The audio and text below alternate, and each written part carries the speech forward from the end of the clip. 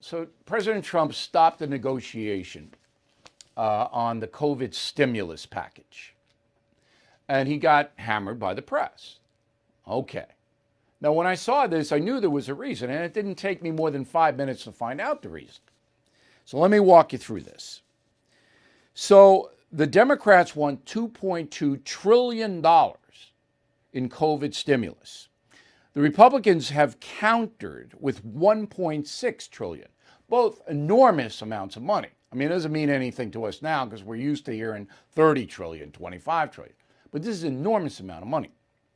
Within the 2.2 trillion, Nancy Pelosi has 436 billion for places like Portland, Oregon, Seattle, New York City, chaotic towns that through their own fault are falling apart.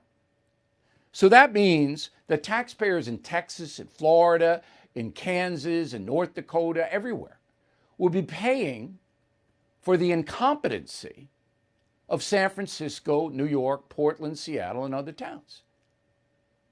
So the president goes, no, we're not going to do that. The reason these towns are in trouble is because they mismanaged, corruption, and everything else. We're not going to bail them out. And then, as part of that bill, Pelosi wants $600 given to people as a jobless benefit until January. That takes them out of the workplace. They're not going to make $600 a week, most of them. So they just sit by and do nothing. Republicans want $400. But the final nail is in this bill. And nobody knows this.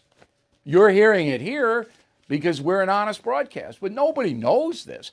Pelosi sneaks in 3 voting things, all right?